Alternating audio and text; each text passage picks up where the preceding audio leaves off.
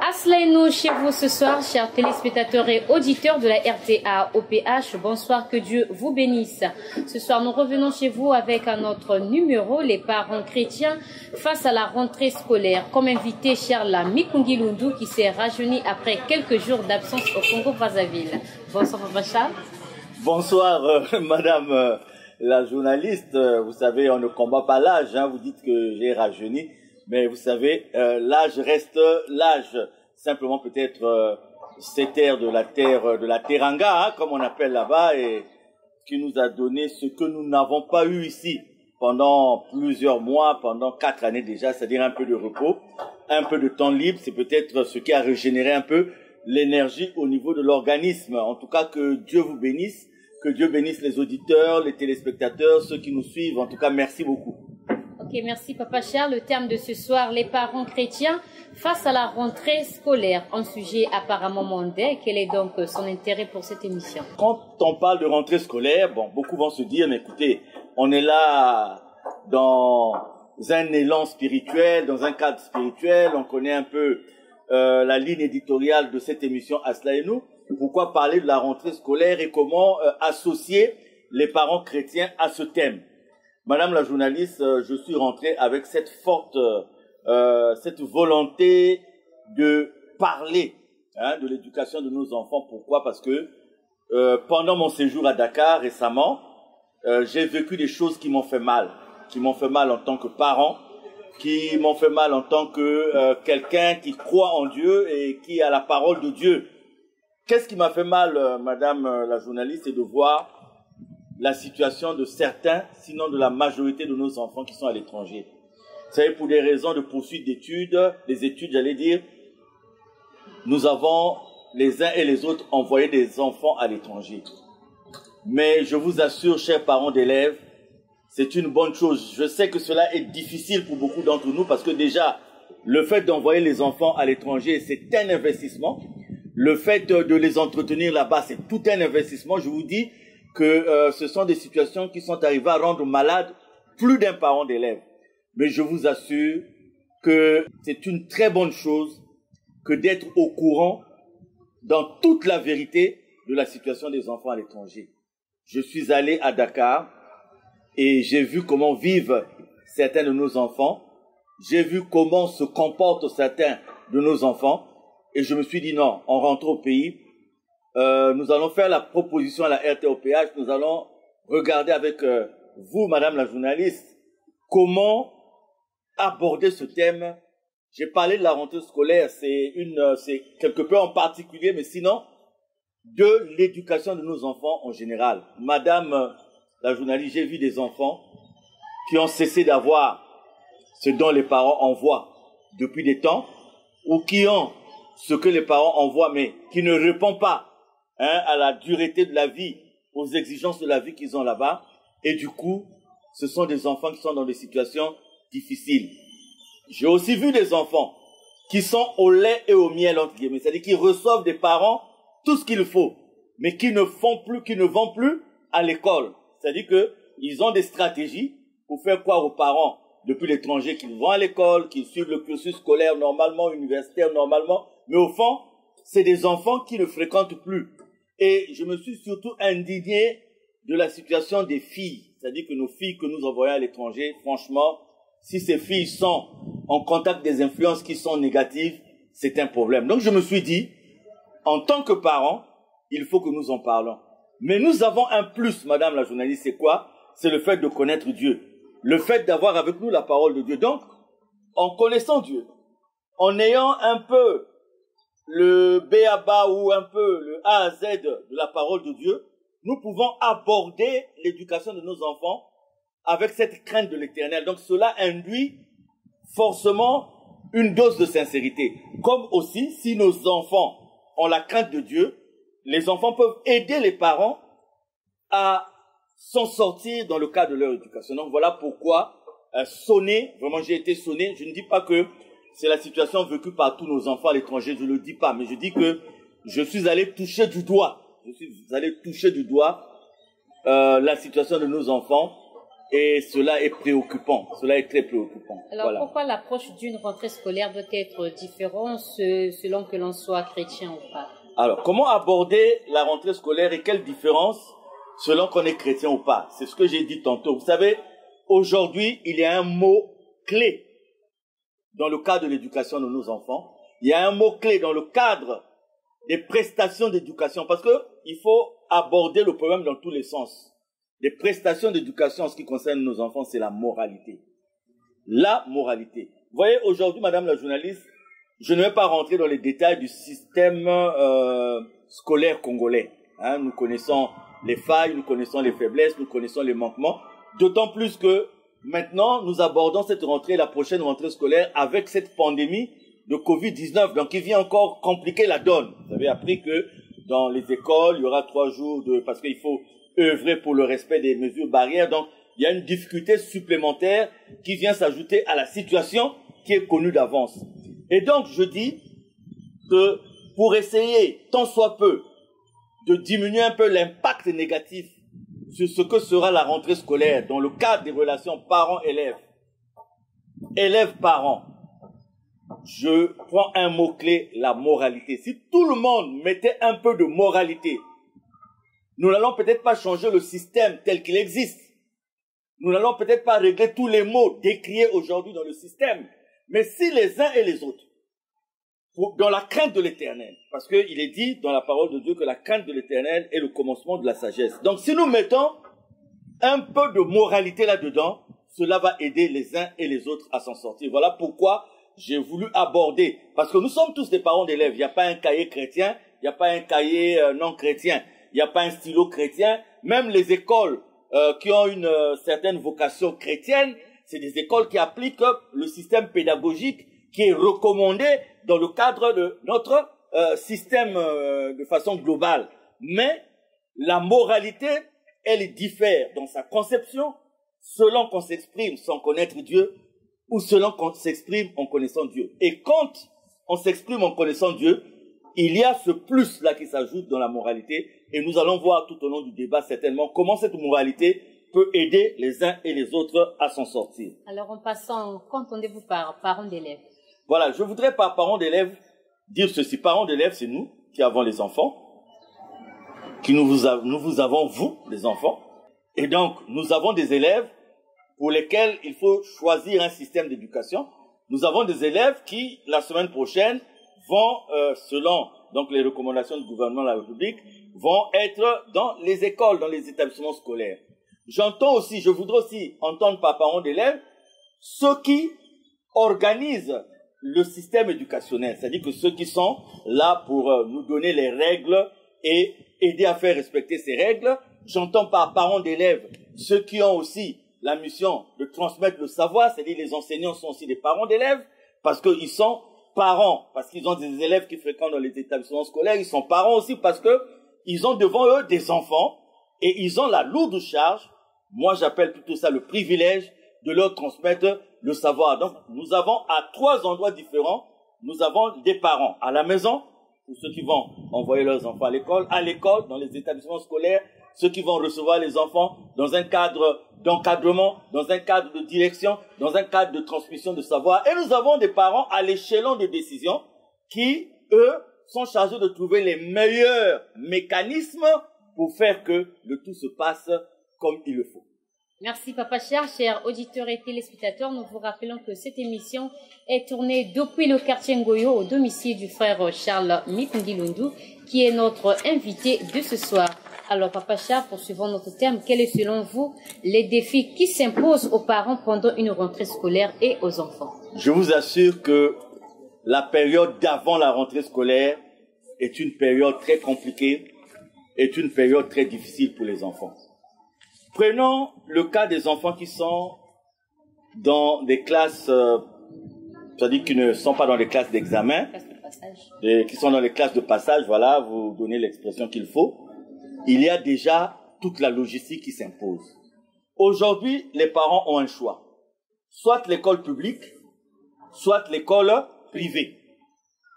Alors, au niveau de l'école publique, même si c'est l'école publique, les exigences sont pratiquement les mêmes. En dehors des écolages qu'il faut payer chaque mois, en dehors des frais d'inscription, il y a une petite contribution à faire et il y a à préparer la trousse de chaque enfant.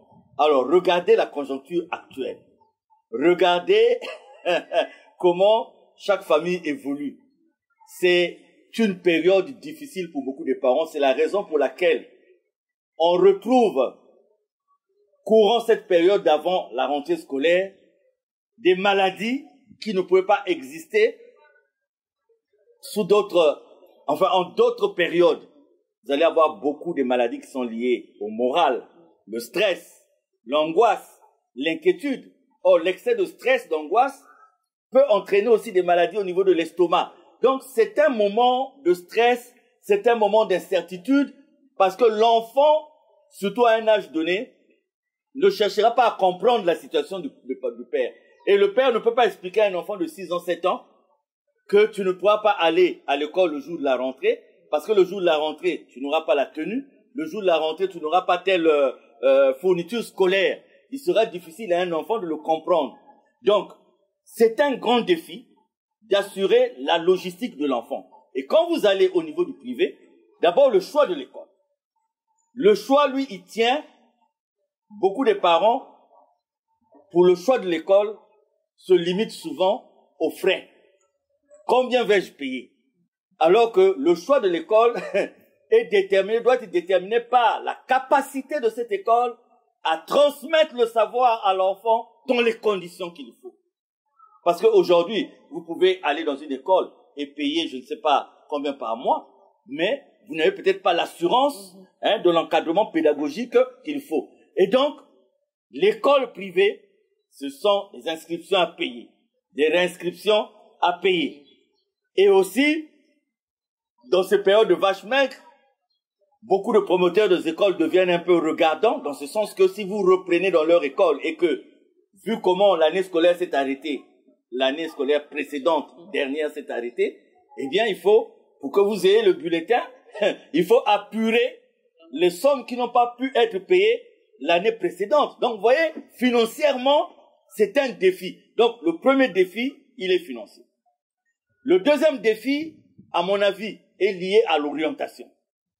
Où envoyer l'enfant? Pour les classes de passage, je vous ai dit, le problème ne se pose pas.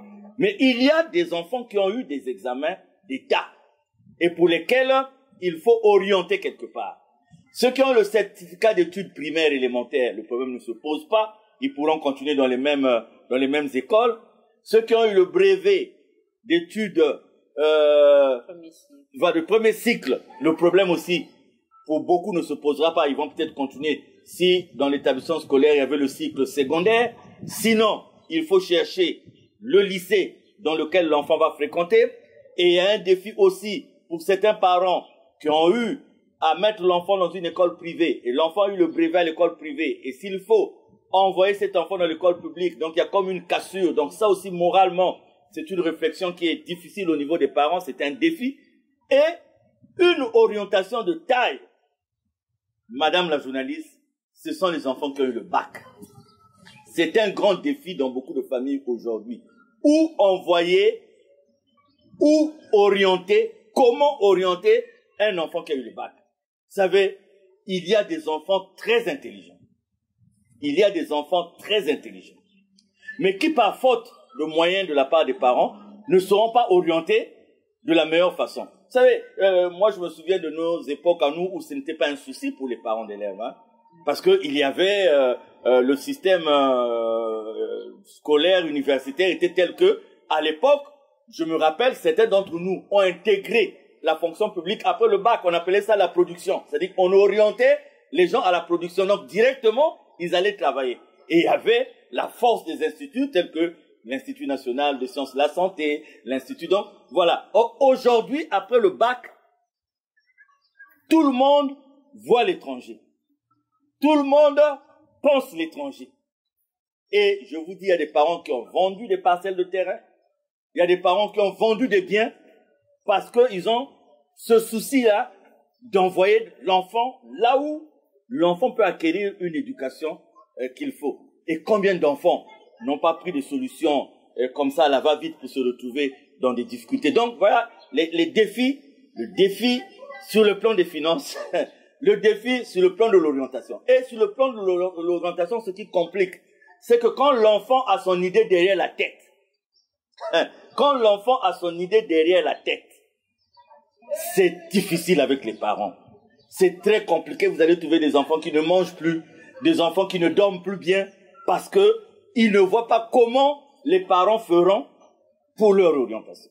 Alors, merci une fois de plus, Papa Charles. Comment pouvez-vous résumer les grandes lignes de l'éducation dans une famille chrétienne? Voilà, si j'ai dit, vous voyez, quand nous parlons de finances, quand nous parlons d'orientation, quand nous parlons d'école publique, quand nous parlons d'école privée, cela apparaît comme si il n'y avait rien de spiritualité dedans. Mais moi, je voudrais donner un terme particulier, un terme spirituel à ce que nous sommes en train de faire dans ce terme. C'est-à-dire, cela répond à votre question, c'est-à-dire que il faudrait que nous mettons une dose de spiritualité dans ce que nous comptons faire pour nos enfants à la rentrée scolaire, pour éviter des erreurs, pour éviter des frustrations.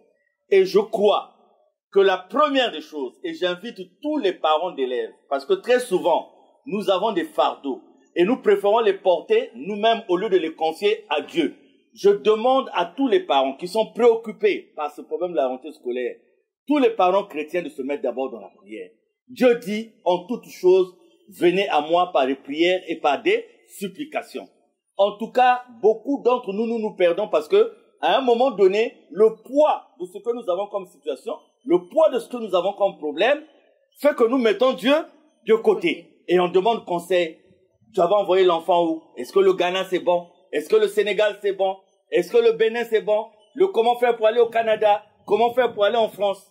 Et on sort de ce que Dieu veut. Il faut que nous soyons d'abord convaincus de ce que Dieu veut pour nos enfants, de ce que Dieu veut faire de nos enfants. Ça, c'est très important, madame la journaliste, parce que si nous confions nos besoins à Dieu, si nous confions nos supplications à Dieu, à partir de ce moment, en toute sincérité, si nous l'avons fait en toute sincérité et avec la foi, pas avec l'arrière-pensée que nous n'allons pas y arriver, pas comme Pierre qui a cette autorité de marcher sur l'eau et quand il se met à douter, il commence à se noyer. Non, quand en toute sincérité, on fait la demande à Dieu, on dit Seigneur, tu connais mes moyens, Seigneur, tu connais mes préoccupations, Seigneur, tu connais mes problèmes.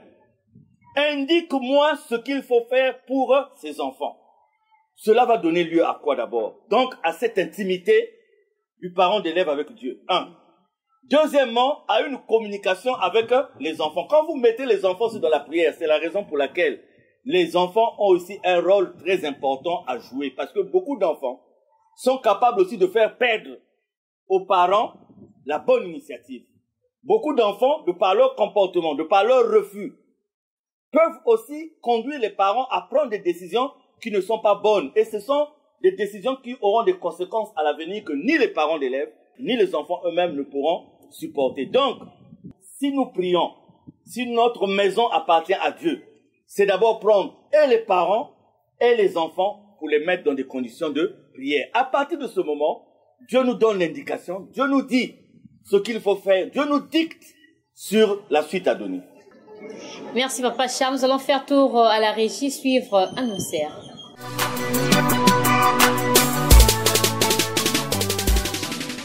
Il y a quelque chose facile. Dans le moment, il y a confinement, il y a Covid-19, il y a quelque chose vraiment facile. Pour préparer la rentrée à Baban. Sans que Baban me subir Baban paquet. La société, la qu'il y avait. Ngete qui soit bima, il y a na simba ve, il y a na marché ve, net mo marqué, il y a na salon de coiffure, mais ba client aussi qui ve. Donc na kuzwa moi revenu que na vana passi samu na beto. Na ndam au moins une bête me kuzwa même si que ba kaya ba ban qui fait akulunga, bet kenwan kaka samu bet fili sobana et bet na l'école parce que baban aussi les vanvi na inzu baban qui est à venir yambasi. Quand l'État a payé les salaires, moi j'ai mon salaire comme tout fonctionnaire. Je m'organise avec mon petit salaire. Maintenant quand on me parle de la crise, bon, la crise c'est pas mon problème, hein. C'est une question du gouvernement. Mais quand le gouvernement s'attelle à nous payer les salaires régulièrement, bon, moi je m'en passe. Je me contente de mon petit revenu. Hein? De ce que je gagne, je repartis par rapport aux charges que j'ai, je me contente de ça. Fin du monde, comment vivre oyo n'a pas un bongo. Parce que awa net motoloko langa. Ngana bana. Nana 7 enfants, il faut qu'il y ait le col, ni tenue, ni cahier, ni sac, ni ma papa et leur morté. Bon méthode au salon ndenge l'école publique t'a le souté. Net ngana ko vendre le na sister rawa. École publique n'ingana ko tinda mwana kokota na 418 na tini mwana kufa te tane érosion ali wana donc mon colon voulait konoka mwana ko l'école te il faut azela peut-être après 2 semaines après qu'elle l'école ça qui onyata mai yo sauter mai à lembi alors akangami na courant mota ko perdre nga ou bien l'état peut-être organiser ki yimbi parce que mbon qui élevé coronavirus me ku foire ba mam news babakana mo ba so dia mbongi keve luzingi me kumpasi donc même à la rentrée baba na bo salia l'état aider ba foyer un peu ça un kabula taba kaye ba bima fait tuer baba na l'école hein aider parce que luzingi maman y avait que maman passe. Mais ça c'est le devoir de papa toi aussi. Regarde-moi, je suis en train de me casser la tête. Comment est-ce que je vais faire? Je vais préparer la rentrée scolaire de mes enfants. Mais c'est Dieu qui doit me donner la force. Que j'ai des moyens ou pas, Dieu doit me donner les moyens. Je vais organiser la rentrée scolaire de mes enfants sans problème.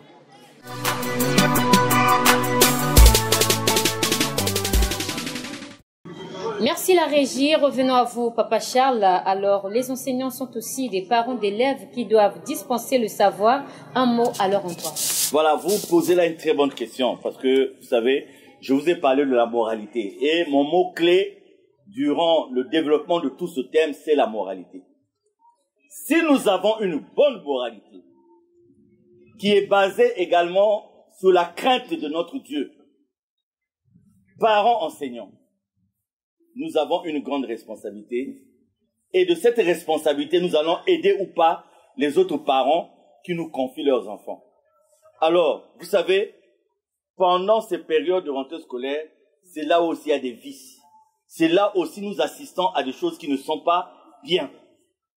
Donc, il faut concevoir cette éducation-là dans le cadre d'une bonne moralité. Or, aujourd'hui, on assiste à quoi? On assiste à une baisse de niveau quand même due, pas seulement au système en tant que tel dans le cadre des infrastructures, mais aussi au comportement des parents que nous sommes. Si vous êtes un parent et vous savez que votre rôle c'est de transmettre le savoir aux élèves, votre moralité née de la crainte de l'Éternel va vous donner des comportements tels que vous n'allez pas évoluer dans la corruption. Aujourd'hui, vous trouvez des parents qui ont la charge de transmettre le savoir aux enfants d'autres parents, mais qui n'hésitent pas. Il n'y a pas un jour qui passe sans qu'on vous dise un enseignant de classe de 3e a eu à tenir tel acte désapproprié avec tel élève. Vous savez, aujourd'hui, on exige même des élèves, si tu veux avoir une bonne note, il faut me donner un rendez-vous. Si tu veux avoir une bonne note, il faut... Donc, on a mis la moralité de côté pour s'appesantir sur des besoins immoraux et matériels qui sortent donc l'enseignant du cadre, du bon cadre de moralité dans lequel l'enseignant devait être. Et aujourd'hui, l'effort est mis de côté. C'est pas seulement la faute des élèves, c'est pas seulement la faute des parents d'élèves, mais aussi nous enseignants qui n'avons pas la crainte de l'Éternel. Et n'ayant plus la crainte de l'Éternel, donc nous ne présentons plus la moralité qu'il faut. Le poids de la société étant sur nous, et on va maintenant, non pas seulement, simplement pour transmettre le savoir, mais aussi pour voir comment on peut gagner la vie, comment on peut, à partir de ce que nous faisons, à partir du petit pouvoir que nous avons sur les enfants, comment faire pour arrondir nos fins de mois. Et on assiste à des scènes terrible, madame la journaliste, où si vous n'avez pas, vous trouvez des enfants qui seront encouragés à ne pas évoluer dans l'apprentissage, à ne pas évoluer dans les études, parce que l'enfant sait que quand il viendra, il donnera une somme à l'enseignant et l'enseignant va lui donner une note. Si j'ai parlé de moralité au départ, c'est-à-dire qu'aujourd'hui, là, le système tel qu'il existe, nous pouvons peut-être pas le changer. Mais je dis, si nous avons des bons comportements, nous allons nous aider les uns et les autres à partir de la moralité que nous allons mettre en mouvement. Donc, que nous soyons conscients de la véritable éducation que nous devons transmettre aux enfants. Et nous devons considérer les enfants qui sont mis à notre disposition comme étant nos propres enfants. Et si nous les considérons comme étant nos propres enfants, nous n'allons pas sortir, demander à avoir une relation amoureuse avec une élève. Nous n'allons pas demander à un élève, demain en venant, si tu veux avoir une bonne note, amène-moi telle somme. Donc, c'est une responsabilité. C'est pour ça que j'ai parlé des parents chrétiens face à la rentrée scolaire, opposant aux difficultés du moment, opposant aux difficultés de la conjoncture, opposant aux difficultés des infrastructures, opposant aux difficultés du système, la moralité que vous et nous tenons de la parole de Dieu, la moralité que vous et nous tenons de Dieu, et cela va nous aider, cela va déjà diminuer les charges qui incombent aux uns et aux autres. Donc c'est un appel que les milieux de l'enseignement aussi, nous autres qui prions, amenons cette influence dans les milieux de l'enseignement pour que ces milieux puissent être assainis et qu'on puisse sentir que monsieur un tel qui enseigne dans telle école, il est vraiment un bon catholique. Que madame tant qui enseigne dans telle école est une bonne protestante.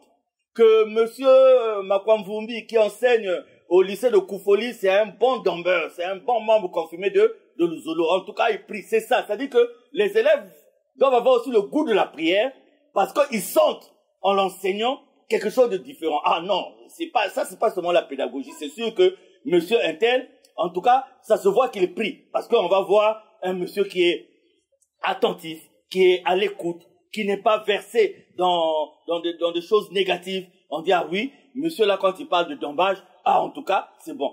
Quand il parle de Kilombo, c'est bon. C'est ça. C'est-à-dire qu'il faudrait que nous autres qui prions, là où nous ne pouvons pas changer parce que c'est le poids du système qui l'exige, mais que par notre comportement, que nous puissions changer parce que le comportement, il dépend de nous. Le comportement, il dépend de nous. Et quand nous avons la crainte de l'Éternel, c'est un plus. Donc voilà, c'est un appel que nous engagions cette rentrée scolaire avec une moralité et nous verrons que les choses iront dans un bon sens. Nous serons un peu apaisés. Le parent qui est à la maison saura que son enfant, pendant qu'il est à l'école là-bas, est en train de recevoir un enseignement qui est bien parce qu'il est encadré par des gens qui ont la crainte de Dieu. Il est encadré par des gens qui ont l'amour de Dieu. Voilà. Alors, quelle est selon vous la conception générale de l'école d'aujourd'hui? Ça, c'est le grand problème. Pourquoi j'ai parlé de moralité? Vous allez trouver un sentiment défaitiste auprès de beaucoup d'enfants. Beaucoup d'enfants ne croient plus à l'école. Aujourd'hui, beaucoup d'enfants, pour eux, l'école n'apporte plus le bonheur. L'école ne détermine plus l'avenir. Pour beaucoup d'enfants, l'école devient un jeu. Il faut y aller, mais sans but, sans objectif, sans une portée quelconque. Pourquoi? Parce que l'organisation de la société aujourd'hui est telle que les jeunes découvrent qu'on peut gagner sans aller à l'école, qu'on peut s'en sortir sans aller à l'école, qu'on peut adopter des chemins courts. Parce que ces jeunes-là sont en face des grands frères qui ont terminé avec l'école, mais qui n'arrivent pas à s'en sortir. Ces jeunes-là sont en face des grandes sœurs qui ont terminé à l'école, mais qui s'en sont sortis parce que elle est la 6e, ou la 9e, ou la 13e femme et demie d'un monsieur, donc elle gagne tranquillement par rapport à ça, alors qu'elle n'est pas allée à l'école. Donc, à un moment donné, les enfants peuvent se dire, à quoi bon aller à l'école si on peut réussir autrement? Aller à l'école aussi, l'enfant va dire, mais le sentiment d'aller à l'école n'est plus un sentiment d'une animation motivée par je ne sais quoi, parce que je peux aller à l'école, que je travaille, que je ne travaille pas. Si j'ai 2000, si j'ai 5000, le fait de le glisser à l'enseignant, j'aurai la note qu'il faut. Donc, il y a un désintérêt aujourd'hui pour l'école. Et là encore, je reviens au problème de la moralité. Je dis que le débat d'aujourd'hui, c'est pas un débat du système. Nous, on n'a pas le droit de le faire. Le débat d'aujourd'hui, c'est pas un débat politique. Nous ne faisons pas la politique. Mais nous disons, comme dans la voiture, vous voyez, dans la voiture, il y a des pièces qu'on appelle des amortisseurs, qui sont là pour amorti. Donc nous pouvons nous faire des amortisseurs, nous pouvons devenir des amortisseurs de par notre comportement. Et aujourd'hui, il est clair que s'il faut redonner de l'intérêt à l'école, à nos enfants, il faut donner à ces enfants-là une culture de Dieu. Parce que si nos enfants n'ont pas une culture de Dieu, il leur sera difficile de comprendre l'évolution même de la vie. Vous savez, aujourd'hui, il y a des enfants qui vont parler de Dieu quelque part, on va les traiter de mbaki. On va dire, mais la notion de Dieu n'existe plus. C'est une chose qui est complètement dépassée. Mais si les parents à la maison, les parents à l'école, les enseignants, nous essayons de faire inculquer cette moralité-là, de la crainte de Dieu à nos enfants, nous n'allons peut-être pas réussir à gagner tous les enfants, mais nous allons réussir à gagner des enfants qui pourront influencer le comportement d'un groupe. Parce qu'il y a des enfants à nous qui se perdent à l'école, simplement parce qu'ils sont entraînés dans des groupes. Vous savez, les écoles aujourd'hui, surtout les écoles privées, il n'est pas rare de trouver une école privée qui est non loin d'un bar, qui est non loin d'une cave, qui est non loin d'un hôtel. Donc, en fait, comme les parents aussi qui gèrent les caves, les parents qui gèrent les hôtels, ce sont des parents qui n'hésitent pas à servir un élève, sachant que l'élève sort juste de l'école. C'est un parent qui a le souci de gagner de l'argent. Donc, qui ne dira pas à l'élève, je ne te reçois pas dans ma cave, je ne te reçois pas dans mon bar parce que tu es venu à l'école. Mais ce sont des parents aussi qui ont des élèves, qui ont des enfants qui vont à l'école, qui gèrent des activités autour des écoles, des activités qui sont capables de détourner les enfants de l'école. Mais c'est des parents qui n'hésitent pas, quand un enfant arrive, avec le système que les enfants ont eu de mettre maintenant dans le sac des habits d'échange. Et voilà, c'est des parents qui vont leur servir même de l'alcool, sans même demander, prendre la peine de demander, est-ce que vous avez l'âge de consommer de l'alcool? Donc, vous voyez, madame la journaliste, c'est une grande responsabilité. C'est une responsabilité qui nous incombe à nous tous. Je dis, tout à l'heure, je disais, madame la journaliste, et je le répète, et je vais le répéter jusqu'à ce qu'on va finir, que nous n'avons pas pour vocation au cours de cette émission de changer le système scolaire de notre pays. C'est pas ça notre but.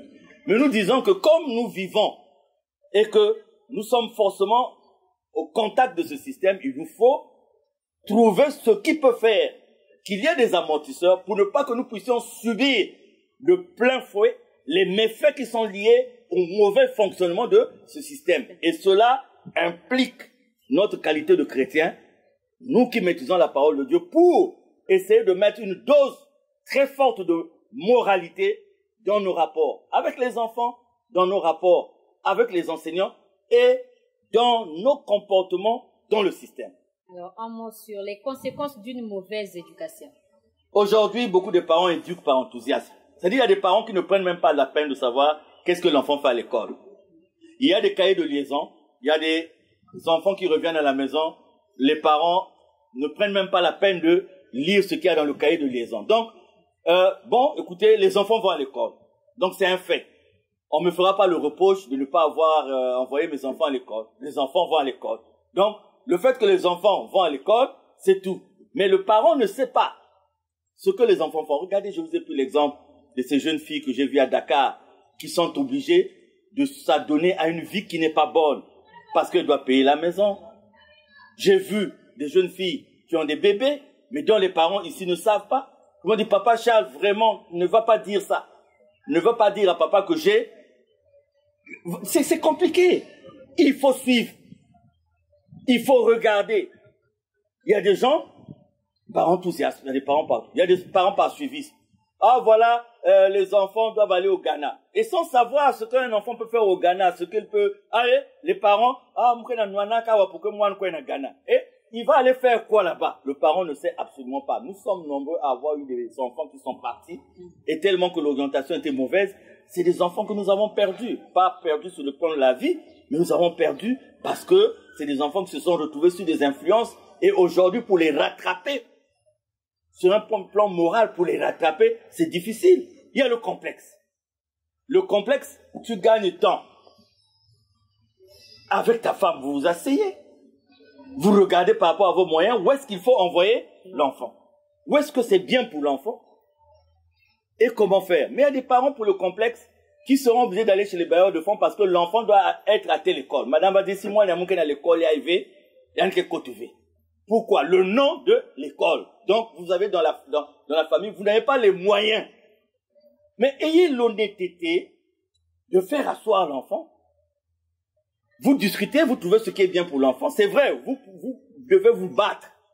Même si vous n'avez pas les moyens pour l'éducation de l'enfant, vous devez vous battre pour trouver les moyens. Mais il faut le faire de façon consensuelle, il faut le faire de façon honnête, il faut le faire de façon sincère. Si vous le faites par le suivisme, parce que les enfants de Petronie fréquentent, je ne sais pas telle école, les miens ne peuvent pas aller là. En tout cas, si c'est seulement ça l'idée, vous vous cognez la tête. C'est-à-dire que vous vous trompez largement. Donc, il y a le complexe aussi qui fait que l'orientation des enfants est souvent... Vous allez trouver des enfants, des parents qui vont avoir le nécessaire pour envoyer les enfants quelque part. Mais dès que l'enfant arrive là-bas, il n'y a plus rien. Moi, je vous dis, j'ai été sonné par ce que j'ai vu. C'est vrai, les parents vont rejeter la faute sur le système. Hein? Bon, moi je dis que c'est pas le but de l'émission. Bon, le système est tel que sinon, que nous tous, nous aurons nos enfants sur place ici. Hein? C'est ça, c'est l'idéal, c'est ça. Mais nous sommes tels que nous sommes actuellement. Donc il faut se dire certaines vérités avec une dose de chrétienté pour voir comment nous pouvons supporter, comment nous pouvons améliorer, comment nous pouvons contourner la difficulté. Donc, il y a ce problème de complexe-là. Il faut, dans l'orientation des enfants, chers parents, enlever le complexe. Les enfants aussi, il est un devoir pour vous d'aider les parents à trouver la bonne décision. Vous n'allez pas demander à votre père d'être pilote à 72 ans, alors qu'il est pour lui enseignant.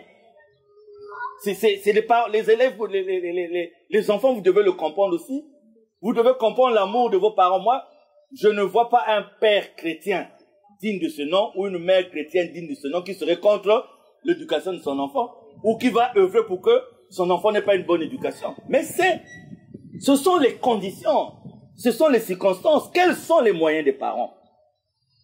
Quels sont les moyens? C'est vrai, il y a des parents qui ont des moyens qui négligent aussi l'éducation de leurs enfants. Surtout si le père à la maison a les enfants et il a trouvé comment vous appelez ça? Il y a le nom d'un joueur. Il a trouvé une Mbappé dehors. Donc l'enfant, l'argent qu'il devait consacrer à l'éducation de ses enfants est consacré à la Mbappé. Et donc du coup, vous allez à l'école publique, alors qu'il avait les moyens de mettre les enfants à l'école privée. Mais comme la Mbappé prend tout, donc la priorité devient la Mbappé. Et si ce sont des Mbappé, et ça va compliquer. Donc, vous voyez, il y a des parents aussi qui peuvent donner une bonne éducation à leurs enfants, mais leur façon d'être, leur façon de vivre, leur méthode de consommation, des parents qui sont là à s'empiffrer d'alcool, chrétiens, qui s'empiffrent d'alcool du matin au soir, c'est tout un budget. Donc, le budget qui aurait pu être consacré aux enfants, on le consacre à l'alcool. Donc, c'est tout ça. Vous voyez que la dose de la chrétienté intervient là parce que pour ne pas dans des Mbappé, il faut avoir la crainte de Dieu. Ne pas être dans des habitudes de consommation qui ne sont pas bien. Il faut avoir la crainte de l'Éternel. Donc tout ça, c'est d'une importance tellement particulière qu'il faut que et les enfants, et les parents, et nous-mêmes, que nous revenions à Dieu. Et si nous sommes à Dieu, Dieu nous donnera toujours les moyens d'avancer, de savoir ce qu'il faut faire. Merci Papa Charles, chers auditeurs. Il ne reste plus que quelques minutes pour clore cette émission. Papa Charles, avant de conclure, que peuvent faire les parents pour aider leurs enfants? C'est la communication, c'est Dieu. Mettons d'abord Dieu devant. En tout cas, chers parents, la rentrée scolaire, elle est là. Mettons Dieu devant. Dans tous les domaines, mettons Dieu devant. Et Dieu ne ment pas, Dieu va nous aider. Et nous, les parents et les enfants, Dieu va nous aider à mieux concevoir, à mieux rentrer dans cette période difficile de la rentrée scolaire. Pour conclure, enfin, quels conseils pouvez-vous donner aux parents? Je vais demander aux parents de concevoir l'éducation des enfants sans enthousiasme, sans le suivisme, sans le complexe, et d'accorder une attention particulière aux enfants. Vous savez, les enfants, c'est la première cellule que Dieu nous donne. Et donc, si nous négligeons cette cellule, c'est pas la peine d'aller à l'église. Si nous allons à l'église, c'est pour faire semblant. Si nous sommes incapables de gérer la première cellule que Dieu nous a donnée. Enfants, écoutons nos parents, communiquons avec nos parents, n'imposons pas aussi aux parents ce que les parents ne peuvent pas faire. Cela peut conduire les parents soit à voler, soit aussi à souffrir de certaines pathologies telles que les AVC et les ulcères d'estomac. Merci Papa Charles, un grand merci à vous, auditeurs et téléspectateurs de la RTA-OPA. C'est la fin de cette émission. Le terme développé ce soir était les parents chrétiens face à la rentrée scolaire. À nous revoir à un prochain rendez-vous et au prochain numéro.